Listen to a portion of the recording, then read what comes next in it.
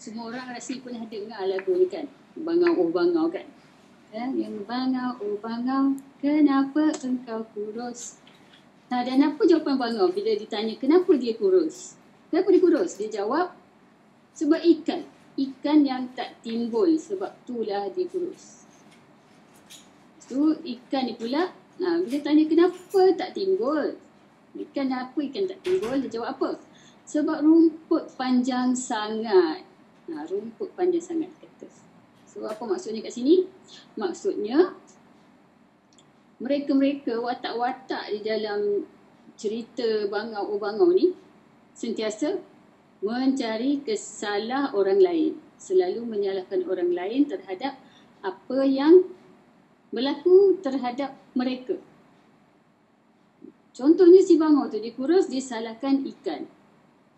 Dan masing-masing saling salah menyalahkan sampai ke akhirnya ular tu yang mengambil tanggungjawab. Dia yang mengaku, memang ini makanan aku. Katak kan? Last sekali katak panggil hujan, kenapa ular nak makan katak? Sebab memang makanan dia. Maknanya ular lah yang paling beruntung kat sini. Sebab apa? Sebab dia mengambil tanggungjawab. Dan kenapa jadi macam ni sebenarnya? Kenapa lah jadi si bangau, si ikan, si rumput dan sebagainya itu jadi macam tu? Kerana mereka mempunyai satu sikap ini. Sikap yang berlawanan dengan ular tadi, iaitu sikap tidak bertanggungjawab. Tak nak bertanggungjawab, nak menyalahkan orang lain. Bila kita asyik menyalahkan orang lain, kita sudah kehilangan kuasa untuk hidup kita sendiri. Selagi ikan tu tak timbul, selagi itulah si bangau tak dapat makan. Jadi duduk menunggu aja bila ikan ni nak timbul, tak timbul. Kenapa bangau tu tak menundukkan kepala dia ke dalam sawah padi lah agaknya, sebab dia rumput kan, ataupun kolam untuk mencari ikan, ataupun pergi cari di tempat yang lain. Tapi tidak, dia tetap menyalahkan ikan yang tidak timbul. Itulah maksudnya tidak bertanggungjawab. Jadi macam mana nak buat? Macam mana kita nak menghapuskan sikap ini, sikap tak bertanggungjawab ini kepada sesuatu sikap yang lebih baik, supaya kita boleh take charge, ambil kembali tanggungjawab tersebut. Jadi mesti mula mengambil tanggungjawab. Macam mana nak ambil tanggungjawab ni? Yang pertama, kita ambil peduli. Contoh yang paling dekat adalah bisnes kita, bisnes Shaklee. Pertama sekali kita kena ambil peduli tentang bisnes kita. Sama ada asas dia, asas bisnes Shaklee, ataupun masa depan kita nanti. Kalau kita tak ambil peduli, kita tak tahu. Kita jadi malas nak ambil tahu. Jadi kita ambil peduli, seterusnya kita ambil tahu. Ada sangat banyak benda yang kita perlu ambil tahu dalam bisnes ni. Tanpa kita kena tunggu mak kita, nenek kita, moyang kita yang bagi tahu pada kita. Kita sendiri kena ambil tahu. Sebab apa? Sebab semuanya sudah tersedia. Semua dah tersedia. Dan yang penting, kita boleh mengambil benda-benda ni daripada pengalaman kita sendiri. Jadi, mesti ambil peduli tentang apa yang kita sedang buat sekarang. Kenapa pilih Shaklee? Kenapa tak pilih benda lain? Kenapa buat Shaklee? Kenapa tak buat benda lain? Kita mesti ambil peduli untuk tahu jawapannya. Dan seterusnya ambil kisah. Ambil kisah tentang bisnes kita sendiri, tentang masa depan kita. Kalau kita tak ambil kisah, closing. Bila closing pun tak tahu. Apa nak buat masa closing pun tak tahu. UV apa pun tak tahu. Last tengok orang naik stage ambil award, kita tergamam sendiri. Macam mana dia tu boleh naik stage? Macam mana dia boleh ambil award? Apa aku ni dah 2-3 tahun jual Shaklee, tak pernah pun lagi naik stage. Bukan salah orang tu, tapi kenapa kita tidak kisah dan tidak tahu tentang perkara tersebut. Dan akhirnya kita ambil alih. Ambil alih apa? Bukan ambil alih company Shaklee tu daripada Roger Barnett, tapi ambil alih tanggungjawab yang kita dah bagi pada orang lain tu, ambil semula kepada diri kita sendiri. Sebelum ni mungkin kita tunggu mak kita tanya baru kita boleh nak bergerak. Tunggu mak kita suruh baru kita boleh buat. Sekarang ni tak payah tunggu dia orang suruh, tak payah tunggu mereka tegur, tapi kita ambil alih tanggungjawab itu sendiri. Kita adalah CEO kepada bisnes kita, bukan mak kita, bukan anak-anak kita, bukan upline ataupun downline kita. Jadi fikirlah sebagai seorang CEO. Tengok bisnes kita ni sebagai bisnes yang besar, bisnes yang sangat berpotensi. Apa yang kita ada, dia akan ikut apa yang kita fikir. Kalau kita rasa kita tak boleh, kita memang tak boleh. Kalau kita rasa kita susah, kita memang susah. Kalau kita rasa kita senang, kita memang senang.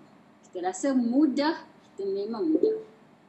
Jadi, pandang pada bisnes kita ni sebagai apa? Saya sentiasa memandang bisnes saya ini sebagai satu bisnes yang sangat hebat, yang sangat besar, yang sangat berpotensi. Saya nampak di depan saya adalah orang-orang yang sentiasa bergerak maju bersama-sama dengan saya dalam bisnes Shaklee. Saya nampak bisnes saya ni semakin hari semakin membesar, semakin grow, semakin orang kata meluas ke seluruh dunia. Itu yang saya nampak. Dan itu yang saya buat. Sebab saya nampak bisnes ni sangat besar bagi saya. Kalau kita tengok bisnes kita ni cikai je ni, tak ada apalah. Shaklee je. Maka itulah yang kita akan dapat. Bisnes ni macam cermin. Kita tengok cermin. Okay, apa yang kita bagi pada cermin tu, itu yang kita dapat. Kalau kita senyum pada cermin, cermin tu akan senyum balik pada kita. Kalau kita masam, dia pun akan masam balik pada kita. Tapi kalau kita senyum, cermin tu masam, maknanya kita dah kena pergi jumpa dengan pakar psikologi. There's something wrong somewhere tu. Okay, jadi pandanglah bisnes kita sebagai satu benda yang serius. Jangan buang masa. Jangan buang masa. Okay, biar kita lakukan bisnes ni dengan satu misi. Kenapa? Apa yang kita nak? Jangan takut. Jangan takut nak target. Jangan takut nak target sebab takut tak boleh capai. Sebab apa kita tak perlu takut? Sebab apa? Sebab ingat tak? Cermin. Kita bagi senyum, dia bagi kita senyum. Kita bagi benda kecil, dia bagi kita benda kecil. Kalau kita letak benda warna merah depan cermin, dia akan bagi kita benda warna merah juga. Jadi berikan apa yang kita mahu. Jangan bagi apa yang kita tak nak. Jangan bagi apa yang kita takut. Jangan bagi apa yang kita was-waskan. Jelaskan benda tu dengan diri kita. Kenapa? Apa yang kita mahukan daripada bisnes kita?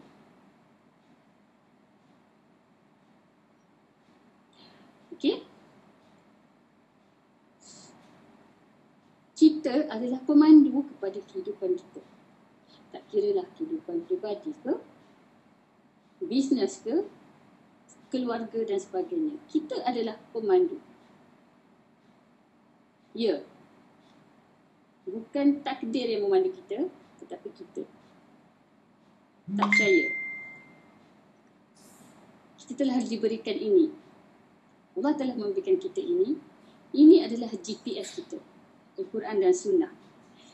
Di mana Rasulullah telah memberikan khutbah terakhir. Dalam khutbah terakhir baginda kata, sesiapa yang berpegang kepada dua benda ini, maka tidak akan sesat. Jadi kalau kita follow GPS kita ni, confirm tak sesat. Inilah GPS yang paling tepat dan paling tak sesat. Dia tak macam Garmin, Papago, Wazir yang mana guna pun sesat. GPS tu guna pun sesat. Tapi GPS ni tidak sesat, telah dijamin oleh Rasulullah SAW. Jadi pilihan kita. Okay, kita sebagai pemandu, kita pilih. Adakah kita nak ikut GPS ni atau kita nak ikut baca tak yang sebelah Al-Quran tu, follow the sunnah, not the society. Adakah kita nak ikut GPS ni atau kita nak ikut apa orang kata? Cuba kita fikir balik. Adakah kita sebenarnya ikut Quran dan Sunnah ataupun kita ikut apa orang kata? Orang kata kita tak mungkin boleh berjaya. Kita pun rasa, yelah, bila aku tengok balik, aku ni bukanlah pandai sangat. Kecil-kecil dulu pun jarang dapat nombor satu. Nombor satu di belakang banyak lah. Memang betul kot orang kata. Aku ni memang tak akan berjaya. Nampak? Jadi maksudnya kita kembalilah kepada GPS kita ni. Ikutlah apa yang ada dalam Al-Quran dan Sunnah. Terutama bila kita buat bisnes. Sebab apa? Dalam apa-apa saja sebenarnya yang kita buat ni, bukan bisnes saja, dalam pekerjaan ataupun dalam tidak bekerja pun, kita sentiasa ada macam benda yang menggoda kita untuk membawa kita ke jalan yang lain, jalan yang sesat. Jadi kita sentiasa ingatkan diri kita supaya kembali ke jalan yang betul. Bawalah diri kita. Kita yang pilih sebenarnya. Kita yang pilih. Kita nak ikut ke tak? Kita nak ikut jalan yang betul ke jalan yang tak betul? Di akhirnya nanti kita yang akan bertanggungjawab. Kita kena jawab depan Tuhan nanti. Okay, Tuhan, Allah akan tanya, kenapa kau buat benda ni? Contoh banget. Kenapa buat benda ni? Tukar kita jawab.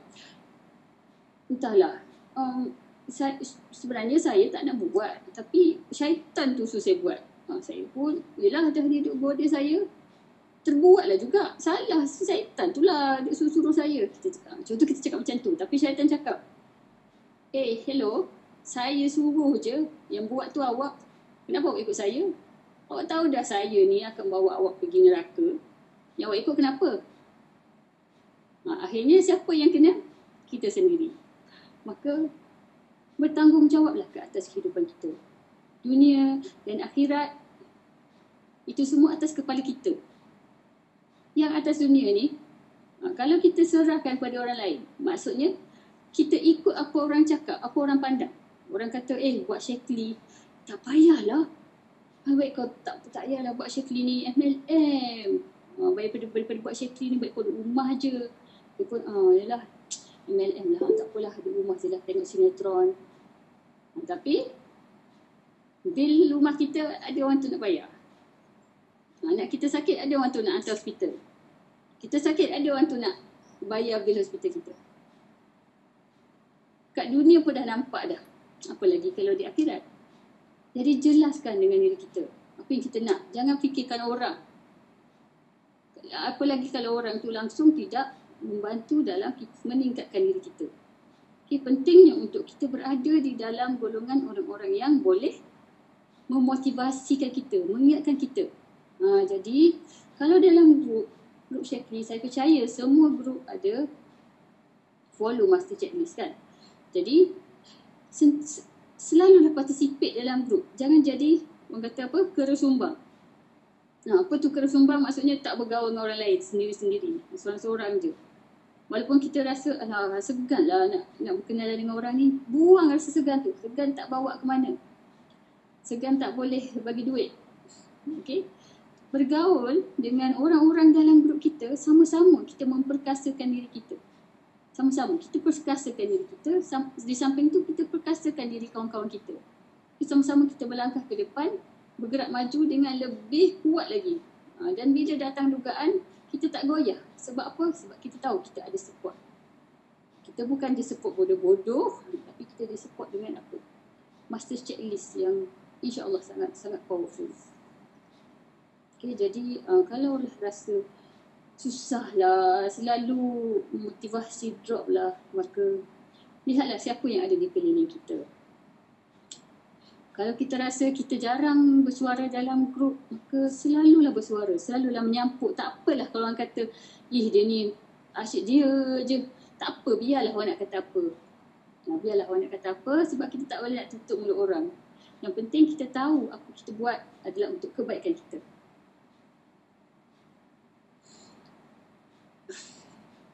Berbalik semula kepada topik kita. Kenapa 21 hari? 21 hari untuk berhenti membangau. Kenapa bukan 25 hari ke? 7 hari ke? 32 hari ke? Sebabnya, ini adalah seorang plastik surgeon, Dr. Moss ni. Dia jurubedah plastik.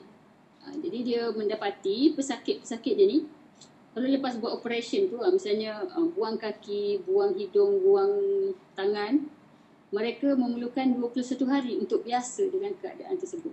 Kalau orang yang ada bedah buang anggota ni, dia orang akan mengalami satu perkara yang dinamakan phantom limb.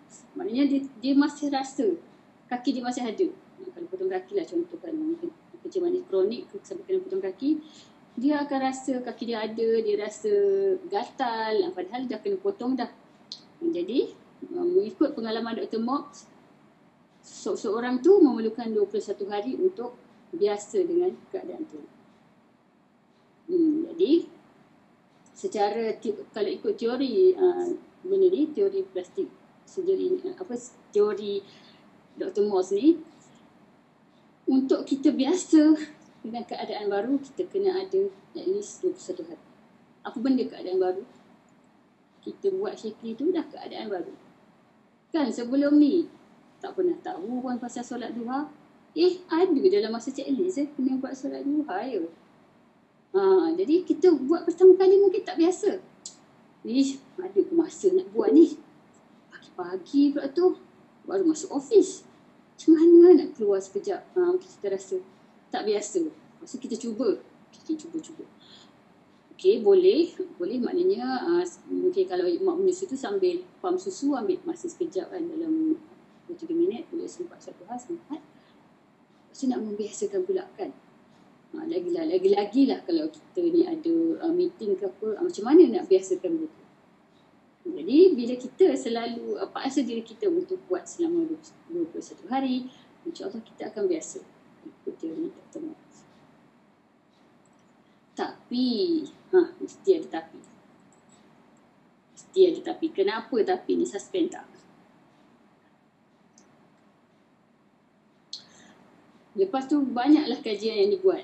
Sebenarnya ke atas 21 hari tersebut, orang panggil mitos 21 hari. Jadi pelbagai kajian terperinci dibuat dan rata-ratanya mendapati bahawa kita ni manusia yang normal, bukan manusia yang mungkin yang ada, tak tahulah macam mana lah yang tak normal, memerlukan 66 hari untuk mendapatkan tabiat baru.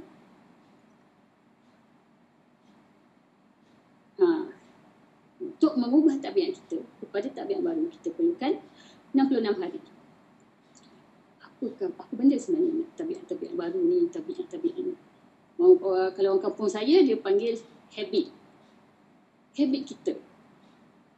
Habit ni maksudnya benda yang kita buat tanpa sedar. Tanpa kita kontrol. Contohnya kita bangun tidur, lepas tu bangun-bangun je kita baca doa bangun tidur, lepas tu masuk bilik air. Ambil berus gigi, gosok gigi. Tanpa kita perlu nak fikir-fikir, kita dah boleh buat benda tu secara automatik. Kalau bangun tidur, kita tak adalah kita fikir pula, alamak nak buat apa dah bangun dah ni, apa nak kena buat ni, nak kena pergi toilet ke ataupun nak kena pakai baju. Tak ada. Kita dah automatik, kita bangun, kita pergi toilet. Sebab apa? Sebab benda tu adalah habit. Jadi kita mesti menjadikan perkara-perkara yang baik itu sebagai habit kita, tabiat kita. Contoh, orang saya lah, saya suka membaca. Saya rasa saya dah menjadi habit saya ni. Saya memang suka saya baca lah apa-apa pun, terutama muka buku. Jadi dengan habit saya suka membaca ni, dulu saya selalu bawa buku dalam beg saya. Kadang-kadang saya ni, satu lagi habit saya lagi, bila saya baca ni saya cepat boring. Saya baca macam satu bab buku ni, lepas tu dah boring dah, saya nak kena baca buku lain. Sebab saya rasa saya dah tak boleh nak teruskan. Tu overwhelm, banyak sangat saya nak kena baca buku lain pula. Jadi kadang-kadang dalam beg saya tu ada 4-5 biji buku yang tebal-tebal. Lepas tu bayangkanlah, handbag dengan buku-buku lah, barang-barang lain lagi lah, barang anak lagi lah. Kadang sakit bahu dibuatnya. Akhirnya saya tukar. Sekarang saya pakai Kindle. Jadi tak payah nak bawa banyak-banyak buku. So itu adalah habit saya. Saya tak perlu paksa. Saya tak perlu pun nak paksa. Okay, aku kena baca buku. Okay, stresnya. Tak. Jadi kita nampak, mungkin kita nampak orang yang suka membaca, mencipta, bercakap, keluar idea yang bernas. Sebenarnya adalah hasil daripada habit yang dia buat, yang dia dapatkan habit tu. So semua orang boleh dapat habit ni. Syaratnya, kalau kita nak buat habit baru, kita kena amalkan benda tu sekurang-kurangnya 66 hari. Sebelum saya dapat habit suka baca ni, masa saya kecil dulu memanglah saya suka membaca. Saya baca apa saja benda, surat khabar, pembungkus, surat canai, buku nasi lemak tu memang saya suka sangat baca benda tu. Tu saya suka baca papan tanda. So dulu saya kalau pergi mana-mana memang saya baca papan tanda. Jadi papan tanda tu adalah indikator. Kalau saya tersesat, saya tahu ni kita dah sesat ni. Sebab dia papan tanda yang tak biasa saya baca. Sama ada papan iklan ke, papan tepi jalan ke, papan tanda pada kedai ke. Sebab tu memang saya suka sangatlah membacanya. Okay, jadi kita kena cari sebenarnya apakah habit kita yang tidak memberi, yang tidak produktif. Maksudnya tidak memberi hasil, tidak membawa hasil yang baik, kepada habit yang membawa kepada hasil yang baik. Bila kita latih diri kita boleh sebenarnya. Manusia dia Allah bagi kapasiti yang sangat hebat. Kalau kita rasa banyaklah benda sebelum ni kita tak boleh nak buat, serabut otak. Tapi bila kita susun balik hidup kita, sebenarnya kita boleh buat banyak sangat benda. Maksudnya kita tak pernah fikirkan pun sebelum ni.